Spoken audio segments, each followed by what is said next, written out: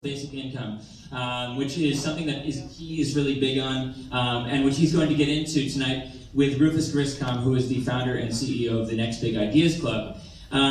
This event is a live taping for a podcast that will be available in mid-January on Next Big Ideas Club. Thank you guys, though, all for coming. A couple quick notes before I just give a little bit of bio information. This event is going to wrap at 6:30. We do have another event tonight, so when the event concludes, we ask everyone to respectfully but swiftly gather their jackets and make their way back out into the cold, stormy rain. There are places nearby to have drinks if you have met someone who is worth chatting about. Or chatting with. But again, let's kick off the evening. So tonight's event is presidential candidate Andrew Yang. A little bit about Andrew. Before deciding to run, his background was not in politics, but instead as founder and former CEO of Venture for America, a New York City-based nonprofit organization focused on placing top college graduates in startups for 2 years in emerging U.S. cities to generate job growth and train the next generation of entrepreneurs. At the time of his exit from the company, Venture for America had over 500 fellows and alumni who started 29 companies, raised over $40 million, and created 2,500 jobs. He's also the author of Smart People Should Build Things, which is basically the ethos of this space, Betaworks Studios, and The War on Normal People. Andrew is a graduate of Columbia Law and is the son of Taiwanese immigrants. I will also mention, he will be interviewed tonight by Rufus Griscom, who's the founder and CEO of the Next Big Ideas Club, a book club founded around big ideas, with curation of the club by Malcolm Gladwell, Susan Cain, and Daniel Pink. Previously, Rufus was founder of Nerve, take us back, and Babel. This event is hosted by the Next Big Ideas Club in Betaworks Studios with co-hosts Xander Schultz and David Liu. Thank you all for coming. I hope to see you again in a future Studios event. Let's now give a huge welcome to our guest of the evening, Andrew Yang.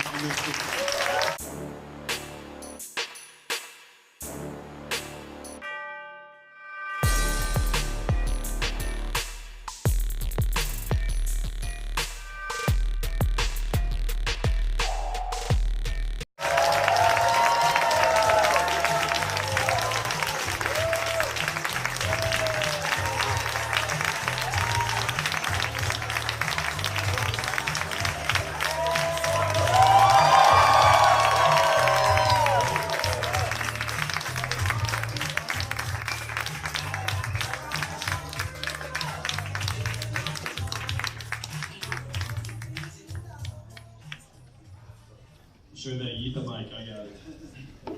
Hello, New York City!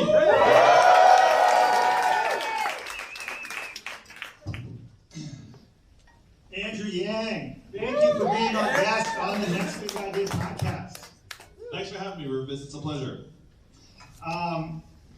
First of all, I want to say congratulations. You have been busy since I saw you last, which I want to say was like 6, 7, 8 years ago. You were building Venture for America. Since then, you've written 2 books, created a few thousand jobs, and now you're running for president.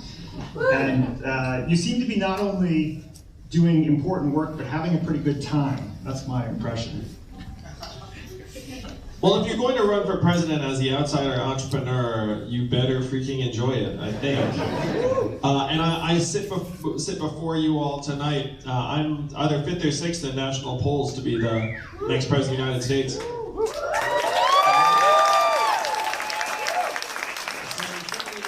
reason to celebrate around the Yang Yang. It's so amazing. Well, first of all, Andrew, I'd like to bar you up a little bit and tell you that you are the only presidential candidate that we are inviting on this podcast. The other candidates could beg and plead, but we would not let them on the show because this is a podcast about life-changing, potentially world-changing ideas. And in our judgment, you are the only candidate that has a singular, arguably nonpartisan idea that's bigger than your candidacy, that drives it. And I spent a bunch of time talking with a bunch of people in the last week about your signature policy, UBI, and I would comment that everyone is intrigued, but not everyone is convinced. And so I'd love to explore in this conversation what we need to do to convince those final people. I think an effective place to start would be to scare the heck out of people. Which you're good at doing. I'm a very scary individual. your book, The War on Normal People, contains an extraordinary admixture of dire pessimism on the one hand, I mean really dark dystopian vision for what is happening to us and what could happen to us. And on the other hand, beautiful, I mean angels singing vision for what's possible. You have to get to the end though. You have to get to the, well, and to that effect, you had a friend who described your book as, reading your book, as like getting punched in the face repeatedly. And he clearly did not make it to the second half. But I'd like to open this up to invite you, Andrew, to punch us in the face. How bad is our current situation? I spent 7 years running a nonprofit that I'd started, Venture for America, that Rufus helped out with in its earlier days. And I was blown away by the gulf between different regions in this country, where you feel like you're crossing dimensions or decades or ways of life if you travel between St. Louis and San Francisco or Michigan and Manhattan. And I wrote the book in large part to try and figure out why my unease was so high, particularly after Donald Trump won. If you turn on cable news, you would think Donald Trump is our president today because of some mixture of Russia, Hillary Clinton, emails, Facebook, FBI, some cocktail. But I'm a numbers guy, and when I looked at the numbers, it was clear to me that we blasted away 4 million manufacturing jobs over the last number of years, and those jobs were primarily based in Ohio, Pennsylvania, Wisconsin, Michigan, Missouri, Iowa, all these. If that list of states sounds familiar, those are the swing states that Donald Trump won. And what we did to those manufacturing jobs, we are now doing to retail jobs, call center jobs, fast food jobs, eventually trucking jobs, and on through the economy.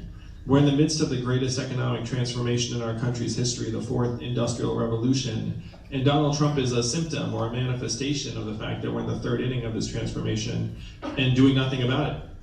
And if you doubt that this is already transforming America's way of life, as we're sitting here today, our labor force participation rate is down to a multi-decade low, about 63%, the same levels as El Salvador and Costa Rica for international comparables. And our life expectancy has declined for the last 3 years in a row because suicides and drug overdoses have both overtaken vehicle deaths for the first time in American history. It is highly unusual for the life expectancy in a developed country to decline 1 year, let alone 3 years in a row. The last time it happened in the US was 100 years ago during the Spanish flu of 1918, a global pandemic that killed millions. So we're back in pandemic territory in terms of its impact on US life expectancy. These problems drove Donald Trump into the White House, and they're going to get worse as 30% of the stores and malls close, AI starts assuming the work of call center workers and truck drivers and on and on. So is that scary? It's pretty scary. I think that's at least a left hook, you know, in terms of the face punching. We should not be reassured that the unemployment rate is at a historic low of 3.5%. You would say that is unrepresentative of the reality. Well, we have 3 headline measurements to see how we're doing in America today: GDP, stock market prices, and the headline unemployment rate. And each of these is somewhere between problematic and disastrous in practice. GDP's at record highs, even as life expectancy's declining, and something like self-driving trucks will be tremendous for GDP, save $168 billion a year in various expenses, but it's going to be disastrous for some of the 3.5 million truckers or the 7 million Americans who work in truck stops, motels, and diners around the country. Stock market prices, we're here in a very fancy New York space, so this is somewhat out of our experience, but the bottom 80% of stock market, or the bottom 80% of Americans own 8% of stock market wealth, and the bottom 50% own essentially zero.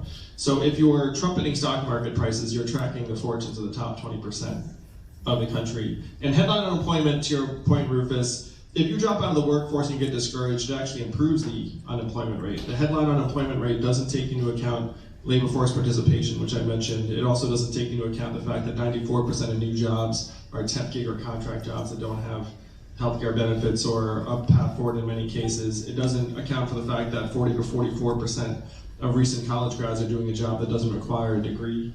None of those things shows up in the headline unemployment rate. It's almost intentionally obscuring a lot of the ugly reality. So we need to upgrade to measurements that would actually tell us how we're doing. You can't solve a problem if you can't see it.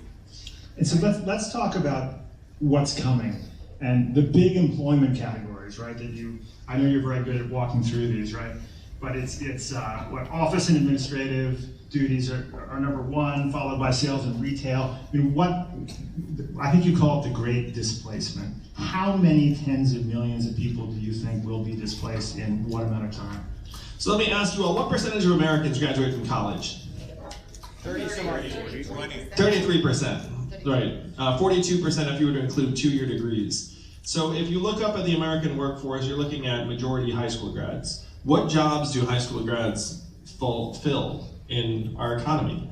And the top 5, what Rufus just laid out, number 1 is office and administrative, including call centers, retail and sales, so those are all the mall workers and the cashiers. Food service and food prep is number 3.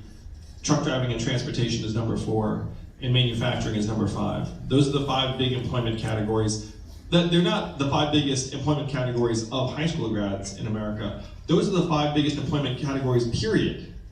So what percentage of Americans work in one of those 5 job categories? About half. You're looking about half of Americans are in one of those 5 jobs. And if you look at each of them in turn, administrative and retail, administrative and office-related work, there are 2.5 million call center workers in the US making $14 an hour. How long do we think it's going to be before AI and software can do a lot of that job? 5 years. Right now. I heard right now, I heard 5 years. Let's call it 2 or 3 years. I think it is technically feasible right now because you don't need artificial general intelligence to replace a call center worker. You just need a really good decision tree and a bunch of voice prompts. Retail and sales, 30% of America's stores and malls are closing right now because of Amazon. Amazon soaking up $20 billion in business a year and paying 0 in taxes. The average retail worker is a 39-year-old woman making between $9 and $10 an hour. So when her store or mall closes, what's her next move? How many of you have seen a self-serve kiosk at a McDonald's or fast food restaurant? McDonald's says they'll be in every location in the US in the next 2 years. And then they're going to start looking at the back of the house. They're going to start working on the robot burger flippers and fry cookers. And truck driving, I mentioned it, it's the most common job in 29 states. When we get to autonomous vehicles that displace a significant number of truckers, it's going to be hugely problematic for many, many communities. And manufacturing still clinging to the number 5 spot. We blasted away 4 million manufacturing jobs, and I can attest to the fact that if you go to Detroit or Northeast Ohio or these other communities, they have not recovered in a meaningful way. Detroit, I love Detroit, I have a lot of friends there. Detroit had a peak population of 1.7 million people. Now it has a population of 680,000. So it's a city that's essentially 2/3 abandoned. So if you look one direction, you can see a thriving neighborhood, and then if you turn 90 degrees, you can see desolation and derelict buildings. And that's the aftermath of when jobs desert a community. And though I think most of the smiles have been wiped off of the faces, I still see a few left out there. How about the highly skilled jobs, right? Doctors, lawyers, accountants, podcasters. I was a corporate attorney for 5 months, which is long enough to know that you can automate a lot of that job. AI can already edit contracts more quickly and cheaply than the most experienced human lawyer. If you look at the types of jobs that are in danger, it's repetitive manual or repetitive cognitive, and this is about 40% of jobs. So it's not a blue collar, white collar thing, though I just went through the blue collar. If you look at the white collar jobs, bookkeepers are already shrinking in the US, accounting is starting to feel the pinch. Insurance agents, who are ordinarily white collar, are also shrinking very quickly. Up to 30% of the insurance workforce could potentially be automated away. At the high end, radiologists, you can't find a med student who wants to specialize in radiology anymore because they know that stuff's going to get eaten up by software that can see shades of gray on a film that the human eye cannot, and can reference many more data points. Pharmacists, a lot of that is monitoring various interactions and sorting through data patterns. So one of the fundamental arguments of my campaign is that the robot truck doesn't care if you are a really hardworking, conscientious trucker or not. The robot truck's going to be better than both of you. And the same is true for the radiologist. You could be a very diligent, studious radiologist, and the AI is going to do a better job than you. So we have to evolve as quickly as possible and say this is no longer like a us-them problem. It's really an everyone problem very quickly. We're talking about the economic problems, which are obviously very serious and traumatic. It strikes me that every bit as profound is the collapse of dignity that people are experiencing in many parts of the country, and you speak about this very affectingly in the book. Harari, the historian, had said in a conversation, it's one thing for a worker to be exploited, because when you're exploited, you can band together in a union and have some power. It's quite another thing to be rendered unnecessary. And it strikes me that this is a critical piece of the story, that there's kind of a psychological impact to this that we're seeing play out, right? Which you see reflected in the suicide rates and what you call, I think, deaths of despair. Yeah, work's about more than the money. I think one of the biggest misconceptions around me and universal basic income is that somehow we think that money does the trick, and if you get money, then you're good to go. Work is vital for providing structure, purpose, fulfillment, community, and idle men in particular struggle greatly with idleness, where if you're an unemployed man, you volunteer less than an employed man, which on the face of it, you're like, how the heck is that possible, given that you have a lot more time on your hands? Substance abuse goes up, and various negative social indicators start to spike. So the question is, how do you create larger numbers of opportunities for unskilled men in particular, who are disproportionately being left behind? If you look at the manufacturing sector, you get rid of 4 million manufacturing jobs. About 2/3 of manufacturing workers were men. 94% of truck drivers are men. So you start thinking about this as like a male-oriented phenomenon. But if you dig a little deeper, you find that the next sectors that are going to be displaced in the highest numbers are actually filled by women. Like the administrative and office work, that's about 60% women. Retail is majority women. So if stores and malls close, it's going to impact women at higher levels. The question is, how do we start creating more paths forward for people who right now are market-driven, capital maximizing framework has no use for? And one of the well-meaning, but to me very ill-founded ambition is to turn coal miners into coders. You know what I mean? It's like, what, your coal mine shut? Then I guess we're going to train you to become software engineers. And there was like a bit of hype around that. I don't know if you all remember this. There was like a little effort, and then someone funded it to the tune of 6 figures. And then someone did a follow-up story, and guess what the follow-up found? No one became a coder. Like the graduates of the program were working at local retailers, waiting for the retail store to shut, essentially. So there's a lot of breathless hype around trying to make everyone market efficient, because we're also brainwashed to think that if the market attributes zero economic value to you, then you have no value, and then we have to move heaven and earth to somehow find another way to plug you into the machine. That mentality is going to destroy us. It's a loser. And if you dig into the actual social trends on the ground, you're more likely to find a disintegrating community than some community that has reinvented itself in such fundamental ways. I'd like to take a moment to, with your permission, get into a little personal stuff that you open the book with. Because talking about the sort of, your ability to empathize with a large cross-section of the country, it strikes me as something that may have driven some of your mission here. And folks who haven't read the book may be surprised to hear that Andrew describes in great detail this really brutal, kind of racially charged hazing that he endured as a child with kids making fun of you. And you wrote, "I've never forgotten what it felt like to be young, to be gnawed at by doubts and fears so deep that they inflict physical pain, a sense of nausea deep in your stomach, to feel like an alien, to be ignored or ridiculed," which was quite affecting and beautifully written. Did this inform your focus on the disenfranchised? I think you suggested that you've always related with the underdog throughout your life. So what Rufus is describing is that I was one of the lone Asian kids in New York suburb, and I'd skipped a grade, so I was extra scrawny and extra nerdy. They hadn't invented small glasses yet, so I just had the big Coke bottle ones. I had braces, and my dad was a lab geek at IBM. So give you a sense as to what the Andrew Yang youth experience was. And as a result, I always felt like sticking up for the little guy or marginalized person in a situation. And you have to ask who's marginalized today in American life. You could make a case for different sets of people, but I don't think there's anything more fundamental than feeling like your community or your occupation has no place in the world.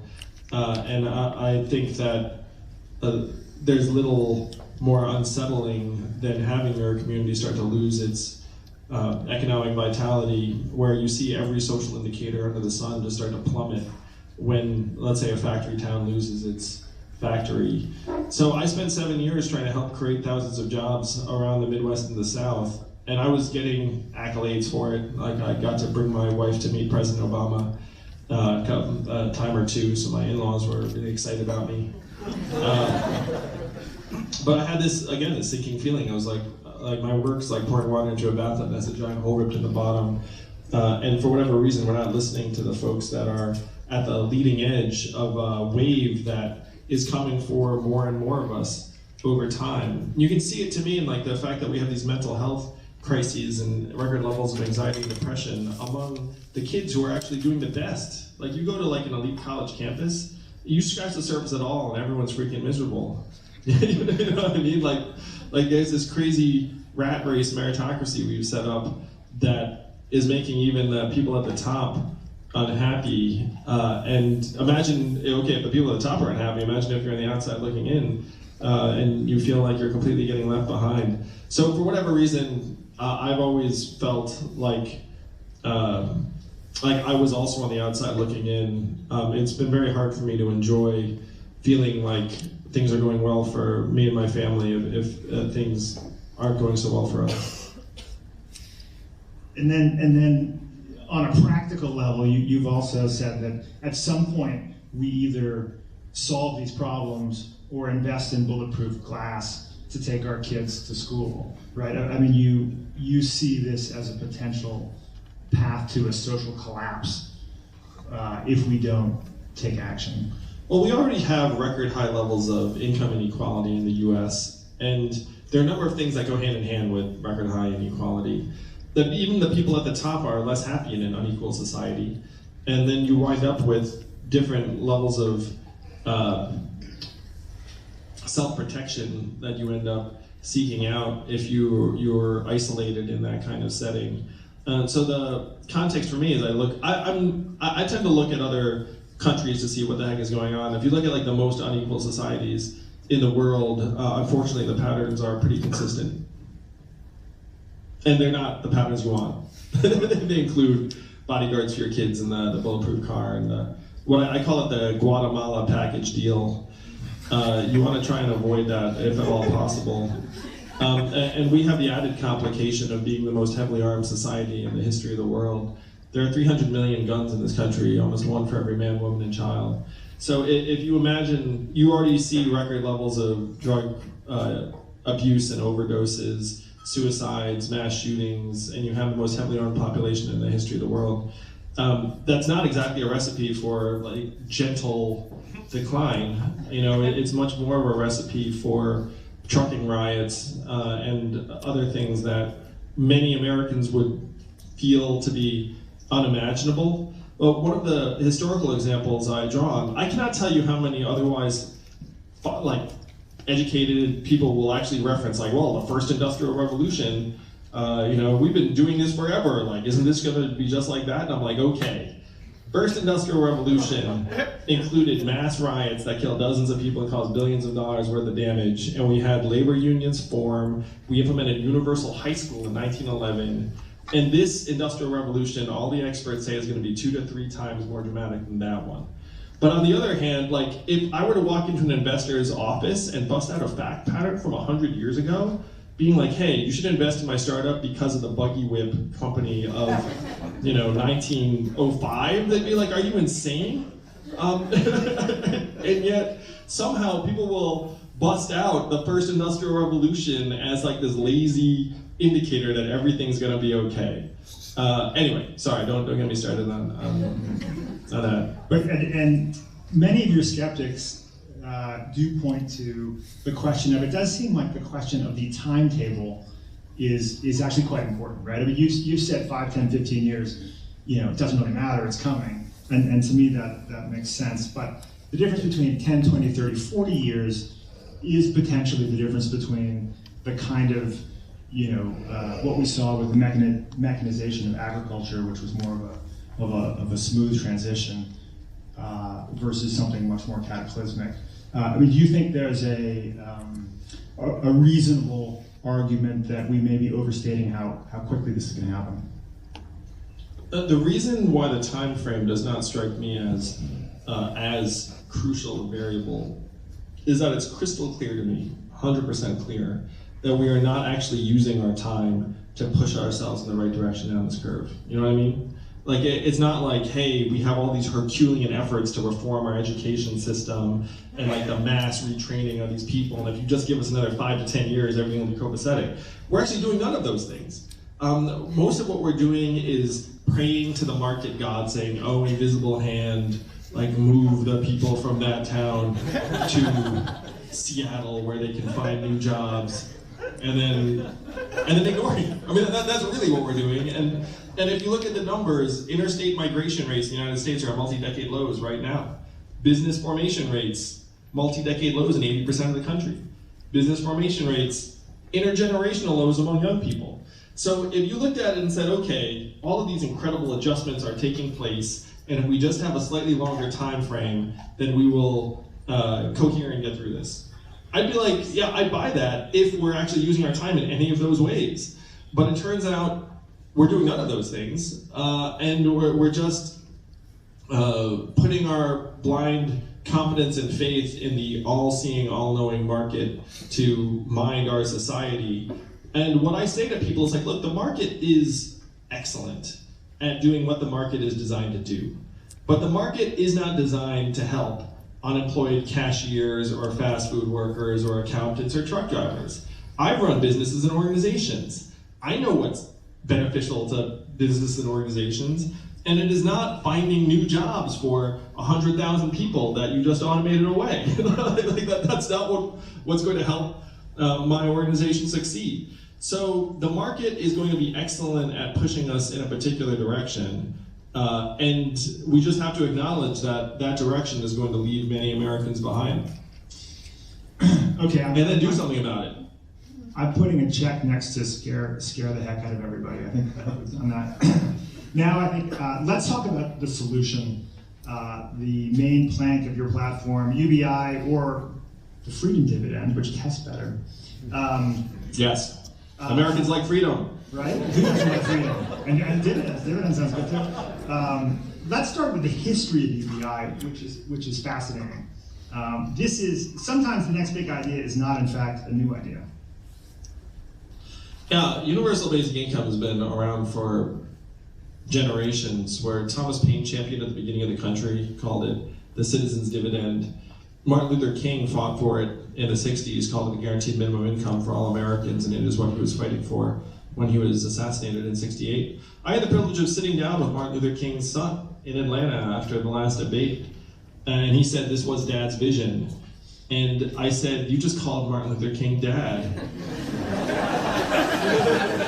And that makes sense because you are Martin Luther King III. All right, let's see it. 1,000 economists endorsed it in the 60s. It passed the US House of Representatives in 1971 under Nixon. It was called the Family Assistance Plan.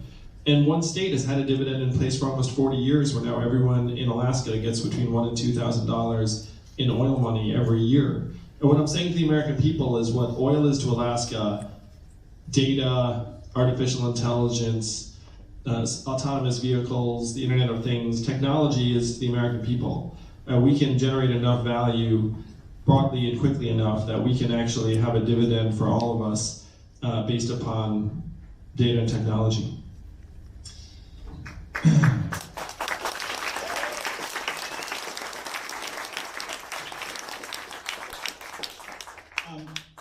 So you're proposing $1,000 a month for everyone, and I've been talking to a lot of people in the last couple of weeks about this, and pretty consistently, nobody says they wouldn't like $1,000 a month.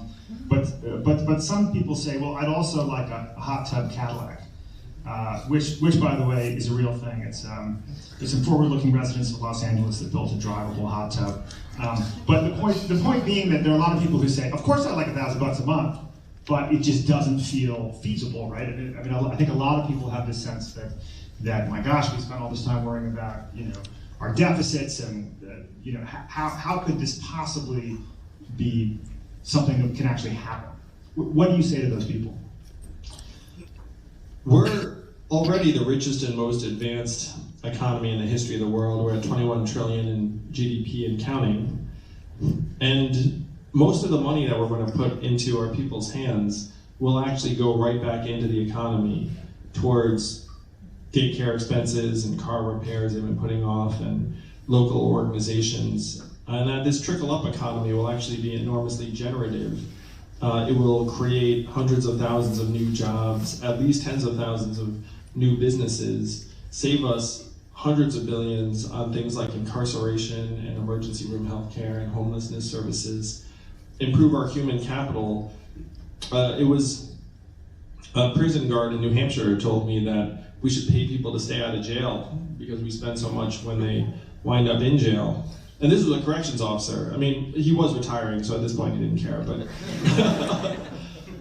there was one study that said that if you were to adopt this sort of plan, you would increase the size of our economy by $700 billion a year just on the basis of better health and education outcomes for our people. And Rufus, you and I have both run organizations. One of the things I say is like, look, there are three things you can do for a person in your organization. Number one, you do nothing, and then they leave you.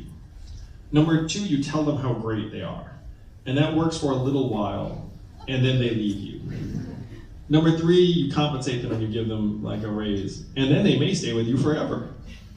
And so at this point in American life, we're saying to people, you're important, you're valuable, you can vote. And then a lot of Americans are like, I can vote. It's like, that doesn't seem like it's really making a big difference, especially because our feedback mechanism is so broken in terms of our electoral politics. So you put this money into our hands, the value stays right in our communities. I make a bunch of comparisons, a couple. Number one, does anyone here remember voting on the $4 trillion bailout of Wall Street? No. Does anyone remember anyone looking around being like, where are we gonna get the money? No. So on this one, we're looking at a significantly smaller amount of money, particularly if you have this mechanism where we get our fair share of every Amazon sale and Google search and Facebook ad. What does a slice of AI end up meaning in terms of tax revenue? That could be an enormous number. That could be trillions of dollars in value.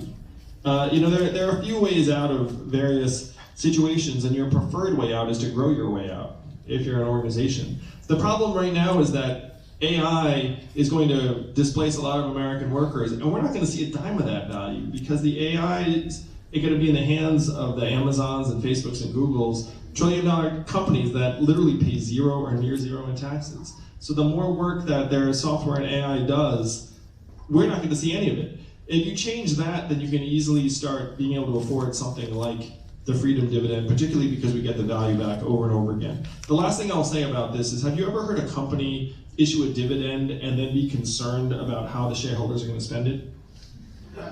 Have you ever heard Verizon be like, we're going to issue this dividend, but we just want to make sure you spend it on the right things? Of course not. It's like, Verizon shareholders, your money. So if we are truly a democracy, where the owners and stakeholders of this country, we can afford it, it's your money, you'll do something great with it, and that's actually, in many ways, the most efficient use of resources. So let's take through...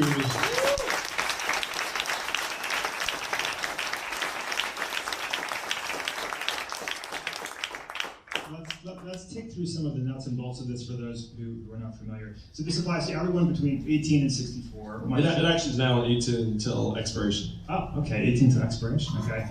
But you choose either your Social Security benefits or or the freedom dividend? Social Security is taxed on top of, and I've been prevalent upon this because one, Social Security is inadequate to actually fund like any kind of decent retirement. So you have millions of seniors who are in position to essentially just work until the day they die. Two, Social Security benefits often are lower for women who took time off to raise kids, because then you have this missing chunk of your work history, and then Social Security is lower. Number three, you need to try and have resources in place to have the effective care of aging baby boomers, and right now that those economic resources are not in place in a meaningful way. So you do have to make a choice if you are receiving cash and cash-like benefits from certain government programs, but Social Security benefits are not one of those programs. Okay, so it goes throughout your life, but it does. My 14-year-old son sitting in front would be disappointed to hear it does not kick in until you're 18. Yeah, but then you get that financial literacy class, your senior year in high school, and be like, what are you going to do with this dividend when you get it? One of the things I've learned over my career, it's impossible to teach financial literacy to someone who has no money. So this would not replace Social Security, but it would, if somebody is receiving disability benefits, they have to choose. Yeah, that's right. I would want to try and bolster the resources available to people who are disabled or special needs or unable to work, but we need a separate way to do so. And it costs 1.5 trillion a year. And how do we pay for it? You want to walk through the VAT and how do we pay for it? Sure. So if you look around the world, a lot of countries have looked up and said, hey, it's unacceptable for $1 trillion company like Amazon to pay zero in taxes. So what they've done is they've had a value-added tax in place, which then gives you a toll from every Amazon sale and Facebook ad, etc. And the great thing about a value-added tax, one, it'll generate a lot of money in an economy like America's because there's so much value flowing. But you can also ramp it up a little bit on things like yachts and luxury watches, and then you can ratchet it down or even exempt things like diapers and toilet paper and milk. If you had even a mild value-added tax in our economy, it would generate $800 billion a year minimum and rising quickly, because anytime you have some new innovation, then it would add to that. So that gets you down to, so the headline cost of this thing is actually closer to something like 2.4 trillion. So then post value added tax, it gets you down to the 1.5 or so, Rufus. I see. But the beauty of it is then you get an additional 400 or 500 billion back in new economic growth, because the money would flow through your businesses and create about 8 to 10% of growth in the economy. And then you save several hundred billion on your emergency room healthcare and incarceration and homelessness services that we're spending up to $1 trillion on now. And then you make your people better educated, healthier, mentally healthier, more productive, better decision makers. It's kind of amazing. So that what I referred to before when I talked about companies and organizations, how many of you all in the room have been through like a corporate training where they sent you someplace for like a week and they said, hey, we're going to try and whip you into shape? And if you went through a training anything like mine, part of you were like, this was not an efficient use of time. But then part of you was like, oh, well, I actually did get at least something out of at least some elements of the training. And one thing you definitely got out of it was the sense that the company was actually trying to invest in you in some way, because they were willing to have you do something that was so clearly not actually productive like for that week or so. So this is in many ways an investment in our own human capital, where we try and nickel and dime our people and say we're going to save money on you, but again, we end up paying the price in much, much higher, more expensive, and also much more dark and punitive ways if someone hits any of our institutions. Because if you have a kid who doesn't succeed in school or whatnot, the kid doesn't disappear. You know, the kid winds up in our homelessness services, or like in worst case, in one of our prisons. And so if you can invest in our people, you can actually end up saving us a lot of money on the back end and increase the size of the pie. And the value-added tax would be, I think you said before, European average is something like 20%. You have in mind more like 10%, is that right? Yeah, I'd set a scale of 10 and then again ratchet it up on certain luxury goods and then down on consumer staples. So 800 billion is based on 10%. And you've anticipated my next question, which is about the criticism that the value-added tax is regressive because people with less money spend a higher percentage of their income and consequently get hit harder. And your solution to that is to adjust it based on perhaps food doesn't get taxed, for instance. Well, that's one element, but the main element is we're actually going to put the money into your hands. And so if you get $12,000 a year, you have to consume an awful lot for like some mild price increase to eat up $12,000 a year. Rufus, you probably do it.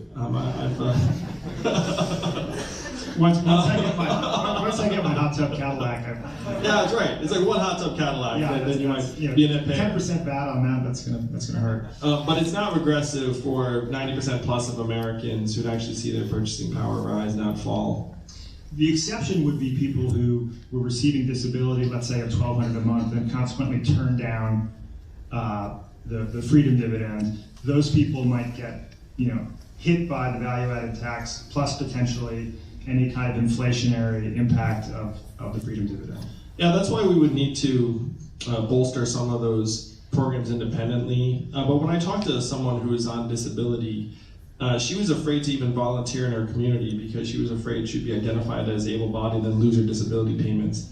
There are a lot of very negative incentives attached to some of these programs as they currently exist.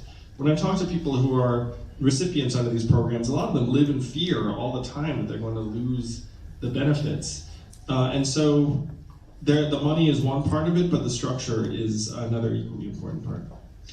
So I'm hitting you now with a number of the biggest objections that I've encountered and thought about. What do you think, when you think about it, and obviously there's no silver bullet, there's no perfect solution. We know there are always some negative unintended consequences or things we didn't anticipate. When you think about what unintended negative consequences we might see from a freedom dividend, what do you worry about? I think that it's going to successfully get the boot off of people's throats and enable us all to more meaningfully participate in society. To the extent I worry about something, it really is like a translation from certain, frankly, low-order problems that many Americans are struggling with right now, just making ends meet. The human condition is fundamental. It's like if we solve these problems, there will be new problems for us to solve. I'm excited for us to try and solve certain higher order problems, like around structure, purpose, fulfillment, and meaning, and try and make meaningful progress in something like climate change. But to me, if there's a concern I have, it's that we end up making right now, we're almost making too much of material success, and then really the new struggles will take a different form, but they'll be equally important. I'm not someone who thinks that this is just gonna all of a sudden make us all happy, joyous, get along 100% of the time. One of the things that I find appealing about the freedom dividend is that it's, and I think something that's misunderstood by some of the critics, is that there's an implicit humility about saying, you know what, the government's actually not very good at solving a bunch of our social problems. And there's a sort of pessimism about the government's ability to solve some of these problems, which you'd often find on the right side of the aisle. But at the same time, there's an optimism about people's ability to solve their own problems, right? And somehow, to me, that mix of pessimism about sort of institutional solutions and optimism about the capacity of regular individuals to solve their own problems feels right to me. And I realize that as I say that, I am letting drop my veil of impartiality and showing you that I actually am a supporter of this I love the word humility, Rufus, because I agree with you. It's that too often a politician will stand up and say, I'm going to fix education. And you're like, oh, I'd love for you to fix education. But then you're like, wait, in practice, there are tens, hundreds of thousands of different school districts with different school boards, and you can like do some things, but you're not going to be able to transform the experience for millions of American kids. Like, there are a lot of things that we can talk about, but if we say collectively together, we want a dividend as a right of citizenship, we can actually make this happen for real. Like, there is nothing stopping us from actually sending checks to people or wire transfers or what have you. We already do it with millions of, like, it was a friend of mine, Andy Stern, who actually inspired this run in many ways. He said the government is not great at a lot of things, but it is exceptional at sending large numbers of checks to large numbers of people, promptly and reliably. And so we can lean into one of the few core competencies that Americans really need.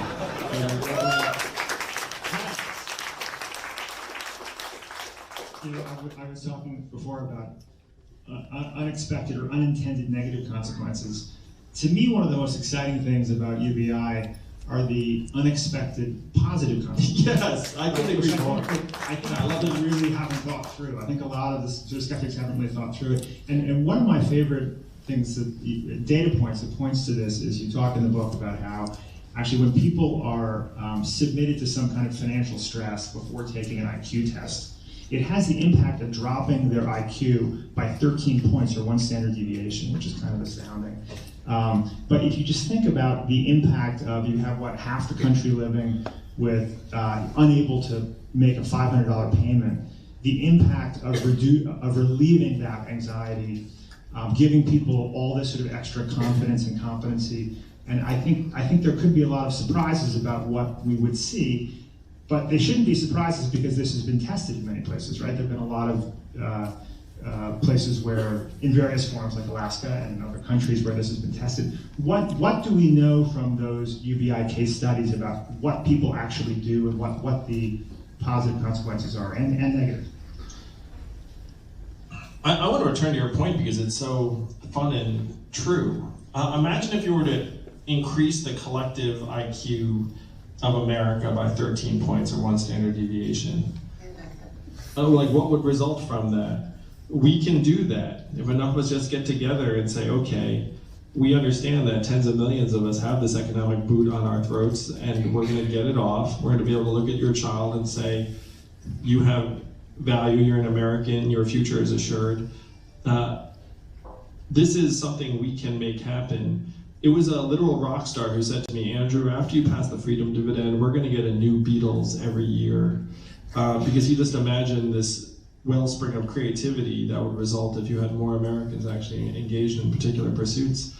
I love entrepreneurs. Some of you are like entrepreneurs in the room. I get that sense. You have that look about you. I'm kidding.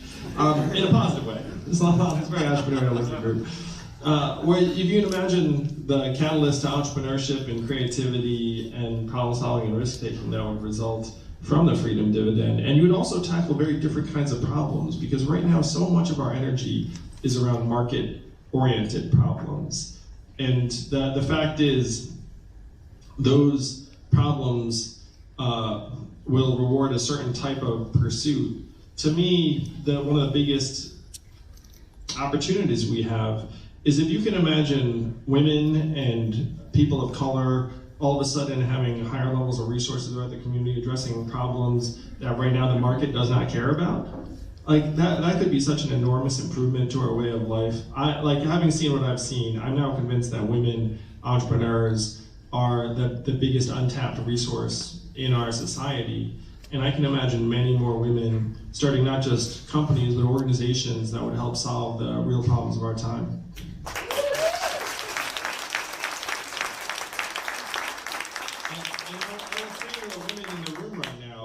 First off, hats off to you for, in my mind, participating in this incredibly uneven landscape that is geared against you at every turn. Honestly, we have this crazy sexist / misogynist, certainly marketplace economy, and I know women entrepreneurs who've made it work within this, and I know what kind of hell they had to go through. It's just ridiculous, and if we can try and balance that in any kind of meaningful way, it would be so enormous.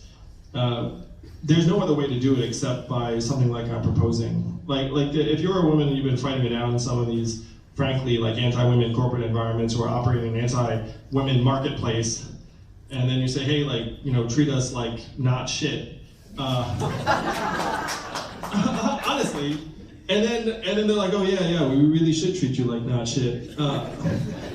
But then the entire framework of the market economy is geared against you. There is no way to rework that except to get to the top and actually rewrite the rules of the economy from the top down.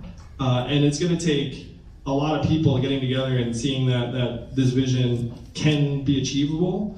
But to me, rewriting it so that women have an actual chance to participate in more equal ways. It's not going to happen if you continue to follow the marketplace to its natural ends, because the marketplace does not care about something like gender equity, just like it doesn't care about displaced cashiers and truck drivers. Like, this has to be a social decision, and there's no way to make a social decision stick and work except through government. And that pains me to say as a sentence. But there is no other way. Like, I'm sort of like an accidental politician, but I've looked at these problems and concluded that the market is going to work against us increasingly, and there is no other path except to take hold of our government and rewrite the rules.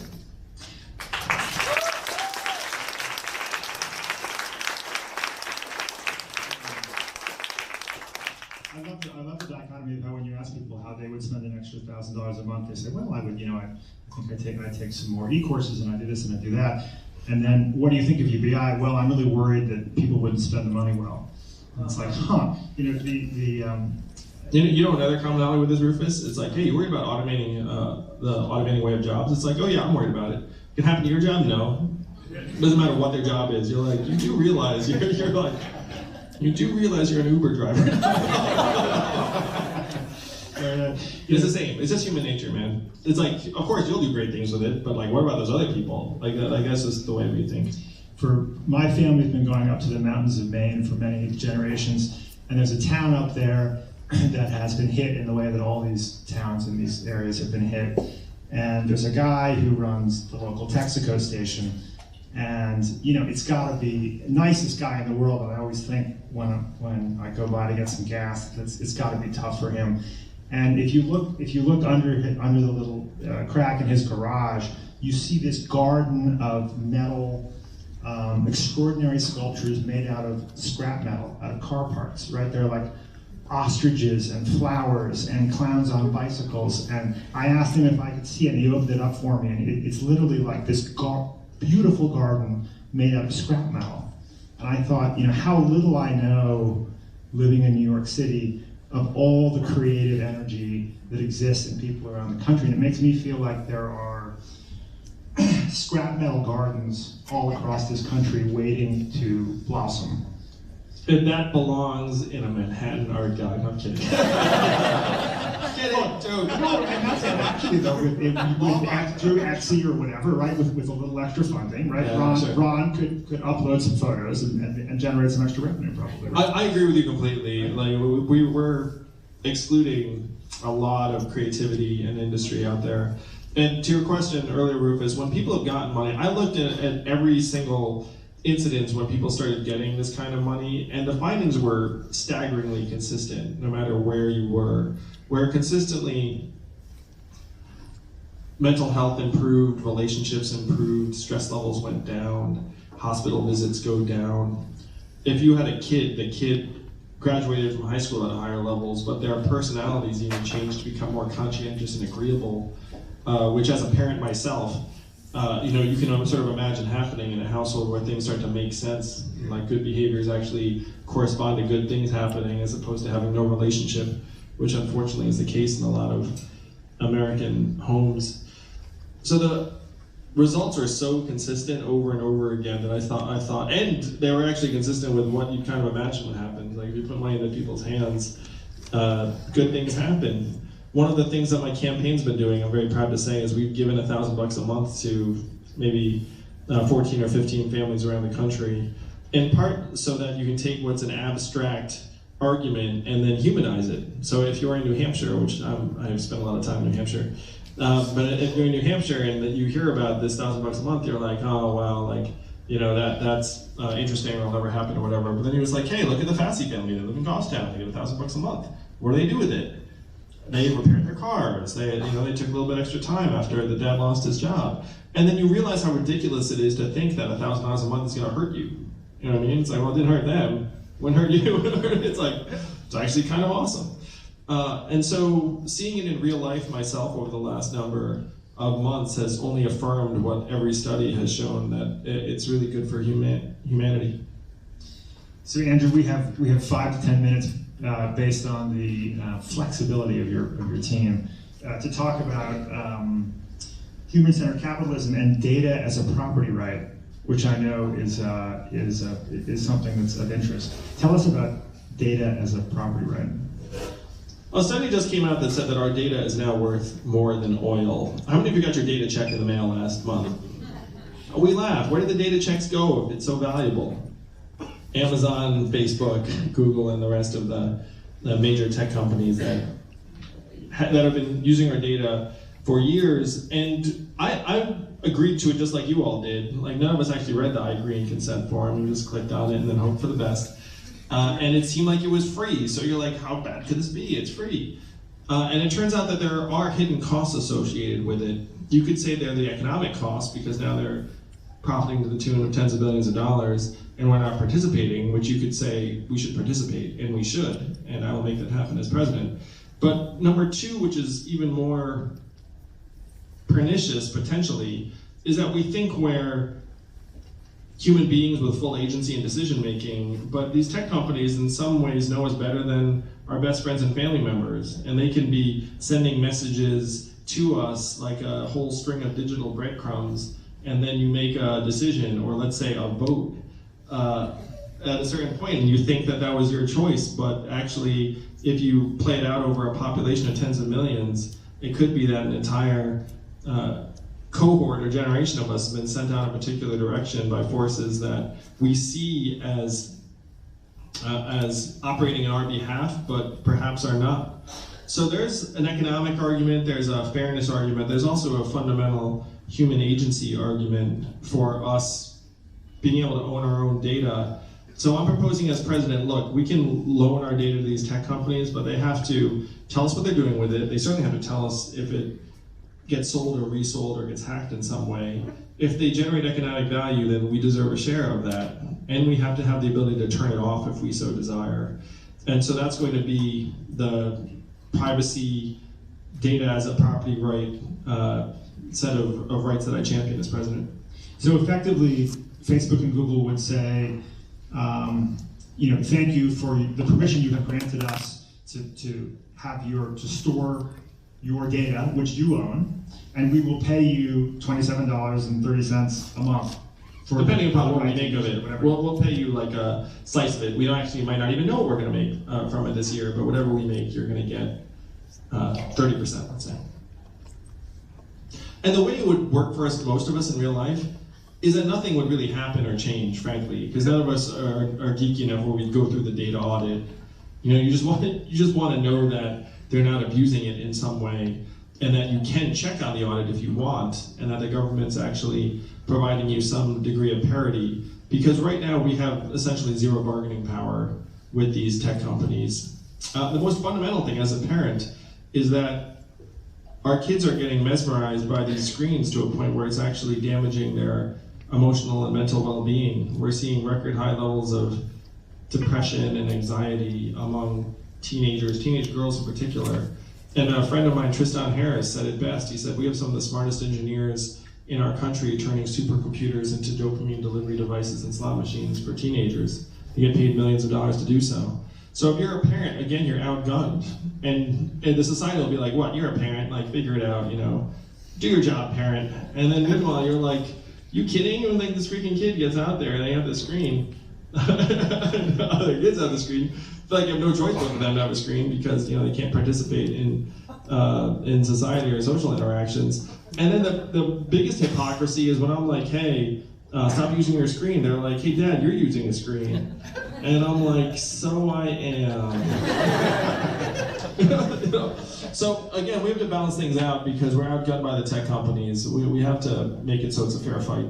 And another part of your solution is to apply a value-added tax to digital ads to, as you say on your website, hasten a shift away from ad-driven business models. You'd love this, Rufus. I mean, Rufus has run several successful media companies. Those y'all know. All right. By the way, we're subscription driven. We're not ad supported. So that piece of information I was looking for. Ad supported. We're subscription driven. But I'm intrigued. I mean, because that does seem like a very kind of proactive big government kind of solution to the problem. Like, I am very concerned, as a lot of Americans are, about the fact that, once again, the almighty marketplace is guiding the information that we get. Where in the old days, you might have had a local newspaper and it like wrote articles about what's going on in your community. Local newspaper is gone, replaced by these media companies that are rewarded by having more engaging, somewhat sensationalist content that you click on to higher degrees. You see it most clearly in our cable news networks, where you have Fox that say, hey, if we gin this up, like, we'll make more money. And it turns out that people like the content more if it's not even trying to be objective. And you know, the same, unfortunately, I will say, is true in a different variant on the left. And so you end up with a more polarized society because the information we consume is more polarizing, because that's what the market incentives drive towards. Like, if I wrote some even-handed long-form article, like, hey, that doesn't get you as much money as the clickbait, so you know, you lose. The question is, how can the government actually start trying to moderate some of the financial incentives that drive us in particular directions? And I would say that trying to balance out the ad-driven advertising revenue model for a lot of these media companies would at least be a step in that direction. So I've heard you say that the future markets recently show you have an 8% probability of winning the primary, and sports teams win with 8% probabilities every weekend. So that's pretty impressive. I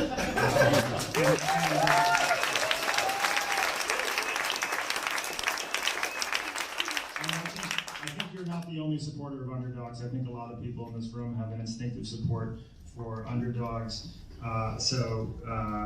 This is it's been so great having you on this on our Next Big Idea podcast. The final question I would ask is, if something goes horribly wrong and for totally irrational reasons you are not elected president, which would be very confusing. Well, thanks, Rufus. What do you think the probability is that we figure this out? What I say to people is, I'm going to be a parent and a patriot, win or lose. The problems aren't going away. I'm not going away. So I'll be doing everything I can to solve them, whether it's as your president or in some other capacity, because we have to get our arms around these problems as quickly as possible. Thank you, Andrew.